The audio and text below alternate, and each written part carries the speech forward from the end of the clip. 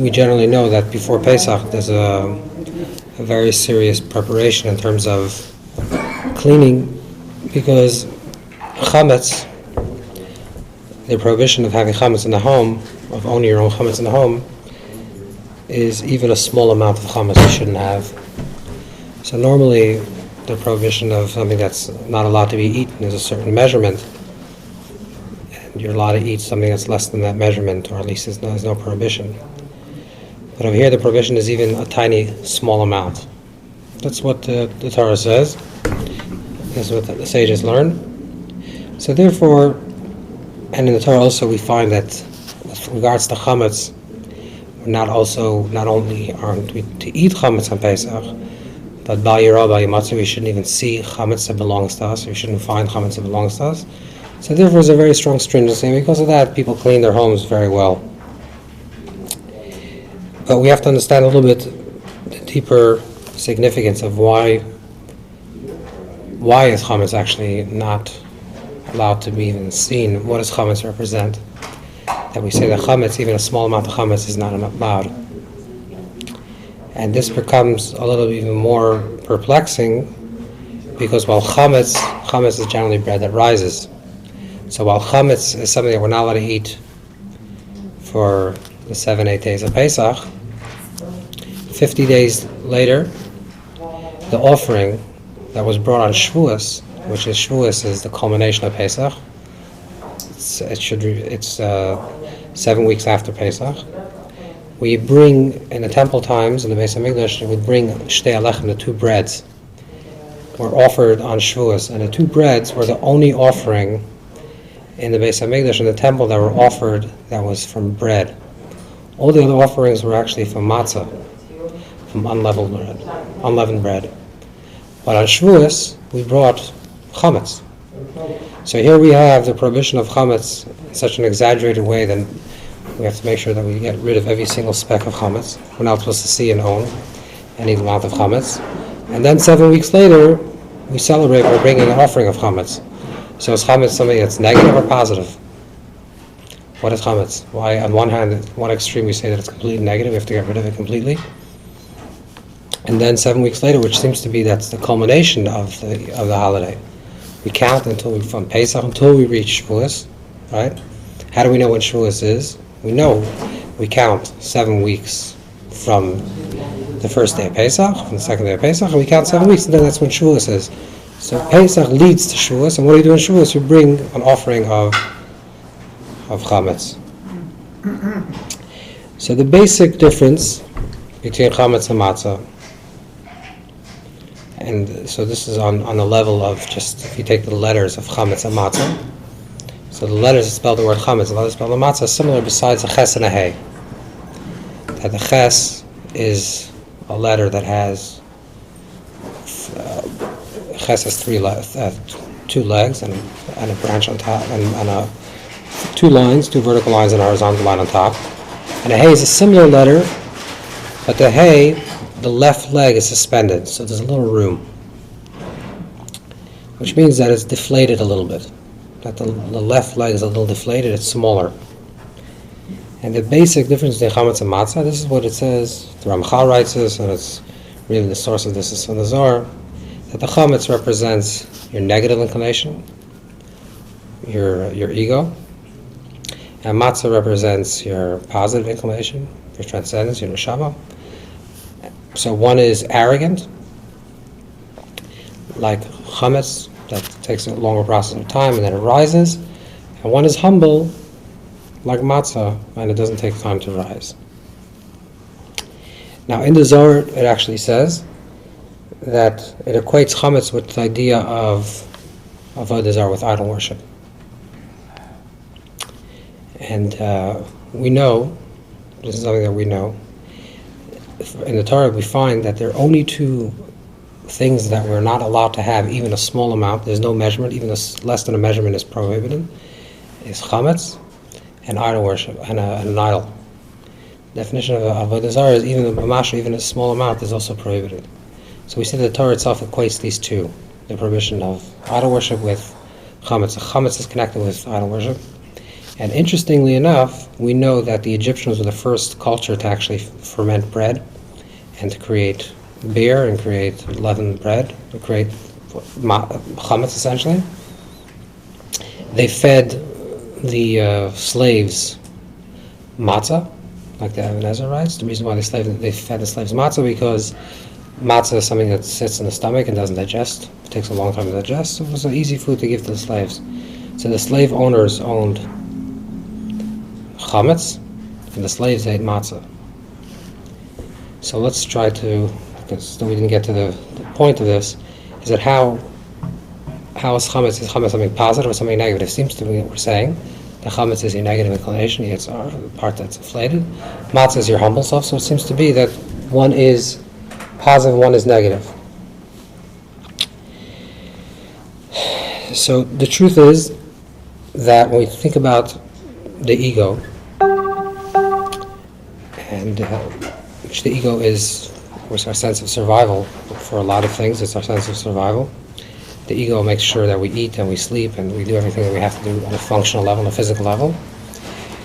The ego is not something that is negative and not something that is positive. It's neutral. It's neutral. It's survival. Just like a tree bends to light to receive nourishment, to receive its nourishment, just like an animal hunts. A human being makes sure that it eats and sleeps and does everything it has to do. That's the ego. The problem with the ego is when the ego becomes the dictator, becomes the primary voice of your life. And then the ego, in the language of the Medrash, is that the Yetzer Hara, the negative inclination, is not negative, but Ata Eis Eis Hara, you're the one that makes it negative. So let's say, for example, if it's your ego and you're thirsty. So you're thirsty, so you want to get a drink. That's fine. That's the body telling itself that it's thirsty, so it goes out to get a drink. Or it feels pain, so it goes to the doctor. These are healthy things. The problem is, let's say someone else has a drink, and you're thirsty, and it's all about your ego. So you see another little kid walking down the street holding a cup of water. You pull the cup out of his hand and you drink it, because it's only about you. It's not about him. So when does ego become something that's negative? When it comes at the expense of somebody else. When it's not just it's only about you. It should, in other words, the ego, the way it's a healthy ego, is that it's also about you, but it's also about somebody else. So the real, true transformation of the ego is not the transcendence of ego, that there is no ego, but it's the transparency of the ego. Transparency of the ego means that I exist and so do you. So me existing and my needs exist, that's a fine thing. So long as it's self-serving, and I mean it's for self-survival, it's fine. If I have to drink, I have to sleep, I have to do what I have to do, that's okay. But if it comes at the expense of the other person, then there's no transparency, there's no recognition that the other person also exists. So it has to happen in order to be a healthy growth, is that first there has to be the complete humbling of the ego, which is represented in time of Pesach, which is that we completely deflate the ego. And we'll talk about how this actually works practically. What does it mean to really deflate the ego? And then comes the process later on where we can reintegrate the ego in a healthy way. And that's why the culmination of Pesach is actually Shavuos, where we actually celebrate bread, the opposite of chametz. So on one hand we say the extreme, there's no chametz, and slowly we integrate it, and we count the seven weeks of the sphere until we reach a place that we can actually integrate the ego as well. Now the idea of, when we talk about chametz, we want to talk a little bit about also what it is when we clean, what are we actually doing. But let's try to understand a little bit what chametz is a little deeper. Every life situation that we have, there's the reality of what happens, and then there is the inflating of that story. For a simple example, let's say you meet somebody, you're at an event, and you meet a friend of yours, and for some reason the person was not friendly to you tonight. Yeah? So you come home and you start thinking, I don't understand why this person wasn't nice to me, or what's wrong with them. Then you start thinking something's wrong with them, then something's wrong with me, what did I do, what did he do? And you start creating this entire narrative. And then when in fact the person wasn't ignored, just maybe the person was in a bad mood. and it had nothing to do with you. But we create all this narrative, and that's the longer we hold on to something, the more it grows. So a person, let's say, does something, let's say, truly something negative against somebody else, maybe even intentionally. The person's on the receiving end, receives it, but then creates a whole story. This person, it's not only this person's not nice now, but if you think about it, the person's not nice yesterday, and generally this person's not a nice person, I see, and you start creating this whole story. The story is the inflation, is the inflaming, what grows. This is the chametz of the story. The matzah of the story is the beer necessities. It's like when you create matzah, you create in the beer necessities, and there's no time to rise. With no rising, what actually happened? This person was not nice to you. Okay, that's what actually would happen. Everything else that you tell yourself and what you create in your own mind and what happened is all the inflation of the story. So when we think about getting rid of matzah, getting rid of chametz before Pesach, on some level we have to do, when the Talmud says that we have to do bedikas chametz, the checking for the chametz, but if you actually take the literal word bedika, it can also come from the word baka, which is to pierce. The idea is to pierce the chametz and make it into matzah. Now if you take the letters ches and hey, so ches is the chametz, and then if you pierce the letter ches, it actually creates a hey, so the chametz becomes matzah. But if you take this inwardly, what does it actually mean to pierce the chametz? To pierce the chametz means to say, okay, all these stories that I'm carrying around in the entire year, all these narratives that I have, this person did this to me, that person did the other thing, and I did that to them, all these narratives that we carried around, can we deflate this story? Let's go back to the beer story. What happened? What just really happened? That's one thing about doing bedikas chametz, is to check for that. So do a soul searching. Ask yourself, what are the grudges that I'm holding on to? And say, what are the stories that are created? And try to at least get rid of the stories. We're not trying to get rid of the chametz itself. Just try to burst the chametz, to puncture it, to deflate the chametz and make it to level it. This is the first stage. And then later after you claim that story, the second thing is actually to burn the chametz. To burn the chametz is already much more intense. Because what is to burn the chametz? What does this inwardly mean? We said that the Zohar writes that chametz is equated with avodah zarah, with idol worship. What is idol worship? Idol worship is whenever we attribute anything to life besides that it comes from Hashem, is idol worship.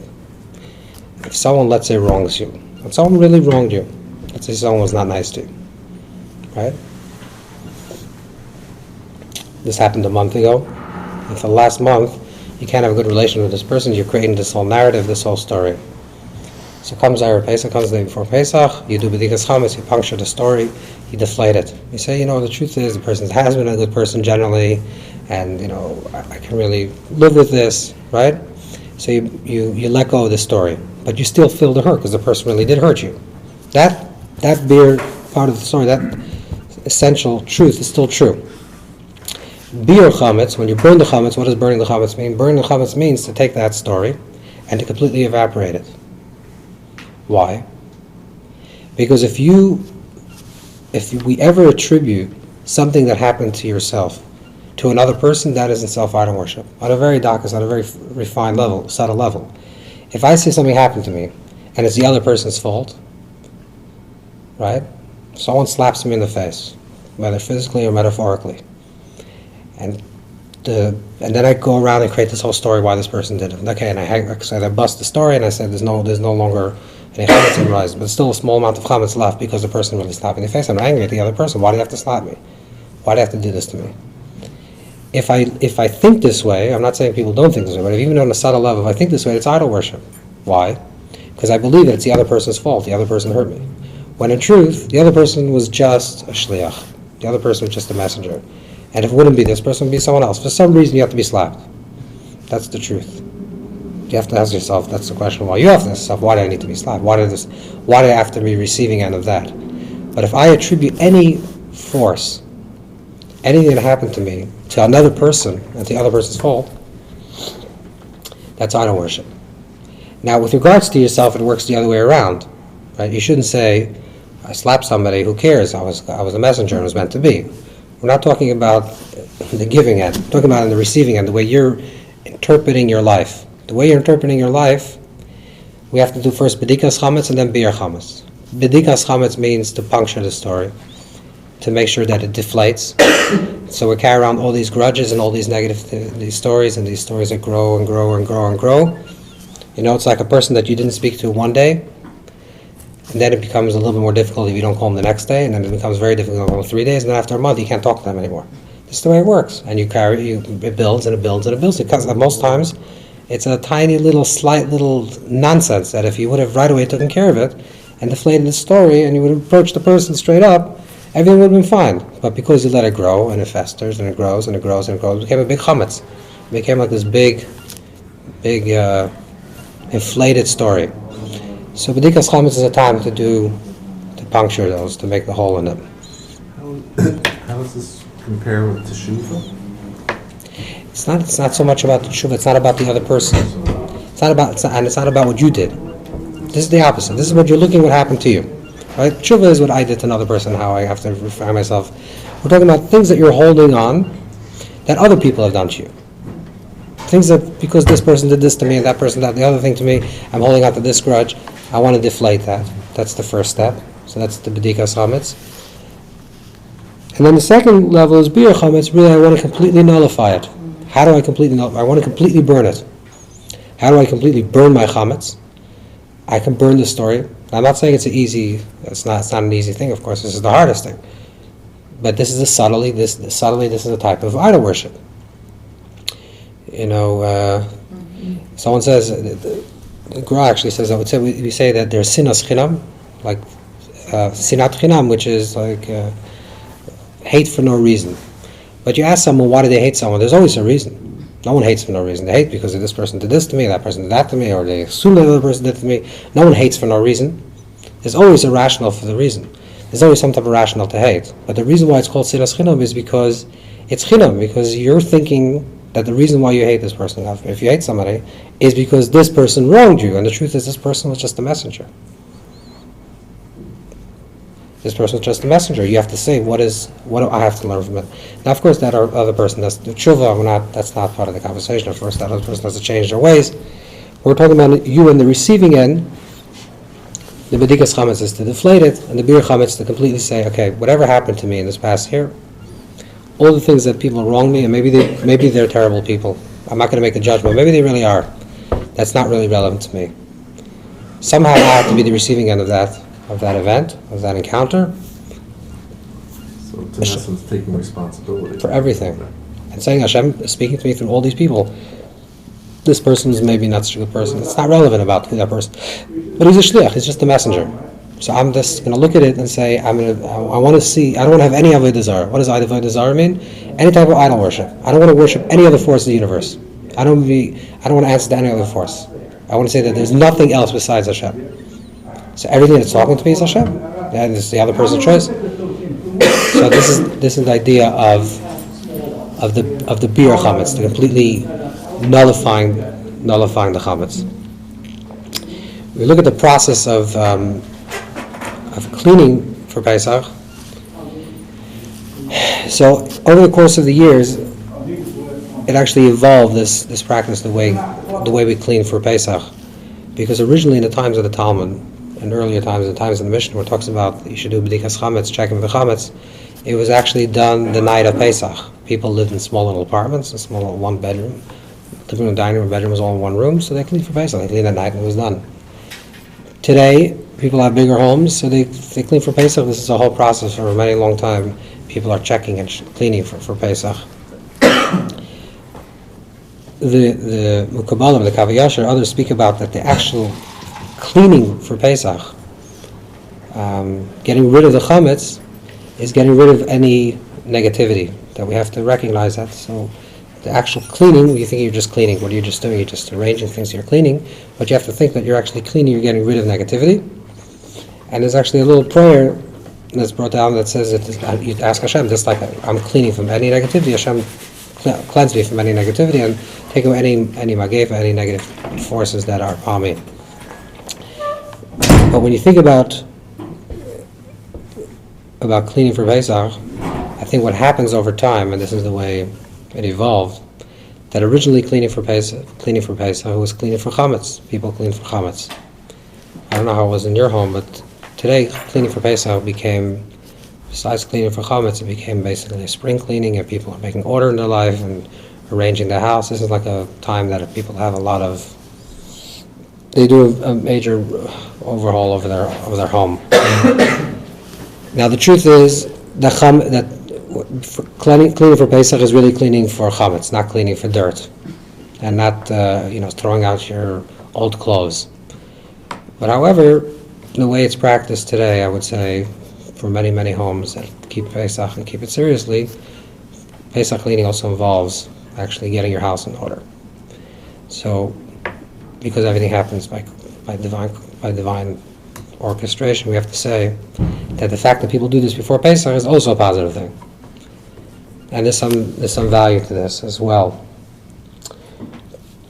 So there are two elements of cleaning. This one element is nikios, which is cleanliness, to clean, physically to clean. And one element is also seder, to make order. Which we'll see later, the whole idea of Pesach is actually about making order and then letting go of order. So that's the whole idea of seder. You make a seder and then eventually you make everything in order and then you let go. But the whole thing is about making seder. So you think about cleanliness, the idea of nikayon, cleanliness. So the Talmud says that cleanliness is one of the steps to reach prophecy. That there's kedusha, there's purity and holiness, and one of the steps is actually nikayon, to be actually clean. The Gemara says that a pious person should not have even a small dirt on their clothes. That there's something about cleanliness. They say cleanliness is close to godliness, but there's something about cleanliness that's actually positive. And that is because when a person is externally clean and hygienic, even it shows that they are actually, it's not always this way, but a lot of times it shows that there's an internal also cleanliness. A person's careful, a person's aware. And certainly when it comes to the idea of seder, of order, that a person that lives in a place that's disorder, if you live in your home, that's completely in chaos. Now sometimes people really don't care, but if you care a little bit, but you don't care enough to clean, and everything is in disarray, and everything is all over the place, and you have no order, there's something about actually not having order on a physical level that affects a lack of order on a mental and spiritual level.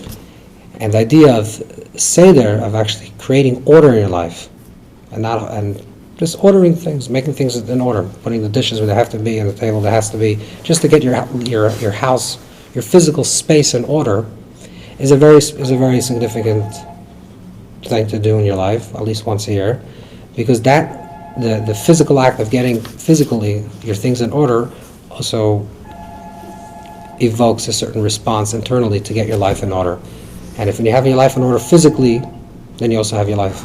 If you have your life in order on a mental level, on an emotional level, then generally your life is also on an order on a physical level. So the idea of cleaning for Pesach, even though we say that really cleaning for Pesach really should be just about getting rid of the chametz, it's also about cleaning, just in general cleaning, and making your life in order.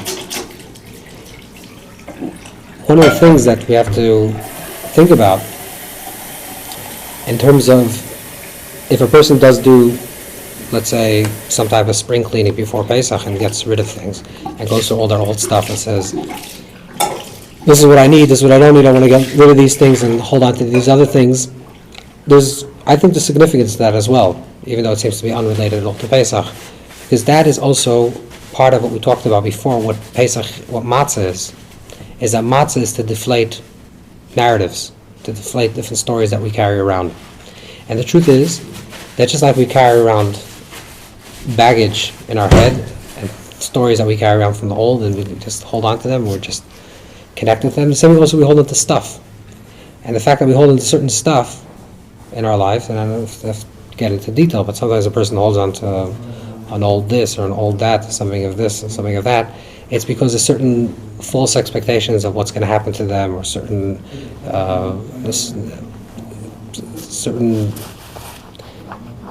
I guess more or less that idea, but you're holding on to certain expectations of what's going to be or what's going to happen, or you're holding on to something that's no longer there, no longer present in your life, but you just don't want to let go of it, and it's holding you back. So just sometimes like physically cleaning your space, saying, okay, this is a old pair of pants, I'm never going to fit in this again. It's not a bad thing. It's a way to get rid of this silly idea that you're going to fit into your size 30 pants again. Whatever, this is a way to actually, you're physically doing, you're doing something that seems to be completely unrelated to Pesach. But I think that the fact that it somehow got tied into Pesach, this idea of cleaning, is connected with the idea of taking an inventory and making an order in your life to say, okay, this is these are the things that I have to hold on to, these are the things that are there, these are the things that all these narratives that I created that I have to let go. These are the things I have to do b'dikas chametz. Everything in my life I want to do bir chametz. I want to completely get rid of the chametz. I want to really see my life in a way that I don't attribute any other forces besides to Hashem. Everything that happens in my life is a message from Hashem. Every person that I encounter, every event that happens to me, it's always telling me something, and that's where it is. It's nothing about them, and it's not about that, and I don't want to carry that around. So you inflate the story, you let go of the story, and you just see it as no avodah zara, and that's the idea of Achdus Hashem, the oneness of Hashem. That's the basic thing which you're doing before Pesach. Now, some people, because they're cleaning for Pesach, and they take this very seriously, and they should, this creates a lot of tension and panic. I don't know your house, but again, this is also something that's quite common, because people are so careful about a tiny little chametz. With the chametz, there's a lot of tension in the home and a lot of, let's say, not such good forces in the world, in the home. And it's interesting that the Torah calls Pesach Shabbos. Shabbos, that the Torah, the way that one of the Torah's words for Pesach is that it's Shabbos. When it says to count the Omer, it says you should count the day after Shabbos, which we know is called Pesach. Shabbos is like Pesach. We know also that Shabbos is another time, if you take very seriously Shabbos, and you say Shabbos starts and that's no work whatsoever. So the last few hours before Shabbos, no matter if Shabbos starts at 10 o'clock at night or 4 o'clock in the afternoon, always the last few hours before Shabbos is always a lot of tension in the home. And the Mekubalim say that that's a very high time for the Satan, for all the negative forces in the world, to Mekachik, to take advantage of this time, because it's a very, very holy time. You're entering into Shabbos. But because there's a lot of nerves and a lot of anxiety and a lot of tension, it's also going to be a very terrible time. You have to be very careful in those times to make sure that you're entering into Shabbos in a positive state, in a very calm state. So here there's like a paradoxical states that you have to be on. The one hand, Shabbos, Pesach, it's coming up. You have to get rid of all the chametz and there's all this panic. On the other hand, you have to say you have to enter the Shabbos. You have to enter in a very calm and peaceful state. You can't go from Friday afternoon all busy and running around, and Shabbos starts and you just drop everything. It's gonna have a layover for many, many hours. So we have to define the difference between what is called negative nerves and tension to anticipation. You can anticipate something. Let's try to rephrase this. It's the afternoon. It's Friday afternoon, or it's Erev Pesach, right before Pesach. There's a lot of things that have to be done in order to get the Seder ready and to get the house prepared, and everything should be in order. If it's Erev Shabbos, before Pesach, and there's a lot of things that have to be done. So there's two ways how to think about this. One is that everything that you're doing at this point, before, is only to get to the place that's after. So therefore, this isn't really worthless. This is really what you don't want to be doing, because you really want to just get here. So you're doing all these things with a lot of anxiety and a lot of tension just to get rid of, okay, I have to just peel this last potato, everything's going to be fine. And then we can finally enter Pesach. So you're trying to get from point A to point Z. Point A has no meaning. You follow? Mm-hmm. This is when there's a lot of tension and a lot of anxiety, because you really don't want to be doing what you're doing. You only want to get to the next place. If we look at it from a deeper perspective, everything in life is not just a means to an end. Everything has to be an end in itself. So if we have to prepare before Shabbos for Shabbos, it's not just to get to Shabbos, but the preparation for Shabbos itself is holy. If we have to prepare before Pesach to get to Pesach, the preparation for Pesach itself is a holy act. So if you look at the act itself as something that has value, that it's not just to get to the end, but it's actually in itself is holy, So so I'm peeling a potato. That's a holy act. So then you're limiting or you're diminishing a little bit the anxiety, because the anxiety comes and the tension comes because I just have to get this done so I can get to this place. But if you see this as actually a holy act as well, this is a way of everything we talked about and getting everything in order. And the part of Seder is to get everything in order. If we look at it this way, then we can say this in itself is a practice. This in itself is a spiritual practice, and therefore I'm very content in doing it. Of course, I understand that this is only, and eventually there's going to be Pesach, it's going to be soon. But like Shabbos, we have to enter it in a calm state. Even though there's a lot to prepare, but we should make sure that the preparation doesn't come at the expense of screaming at other people and making other people nervous and tension in the house. That it's done in a peaceful way. That we should enter Pesach in a holy way, in a way that, like on Shabbos, we shouldn't enter with any type of kitzur or any type of negative forces. So we do it, and this is really what the whole idea of preparing for Pesach and cleaning for Pesach. We can look at it in a way that it's only preparing for Pesach. You're only getting rid of the Chametz. You're only preparing for Pesach to get to Pesach. So you work a whole month before Pesach so you can get to Pesach. Or you say that the work itself is something that has value. It's the ends in itself. The work itself, the actual cleaning out your closet from chametz, looking for chametz in your closet and getting rid of that old pair of pants that you're not going to wear, that in itself is a holy act. That in a way allows you to think about the things in your life that you have to get rid of. The things in your life that you have to puncture, the things in your life that you have to completely absolve. The physical act of taking this and saying, I don't need this anymore, I'm going to donate it to the homeless, I'm going to give it to someone else, is an act, is a spiritual act. The Hagadah, the preparation to get into Pesach itself, should be done with a spiritual mindset in a way that we get into Pesach in a way that is actually a holy act.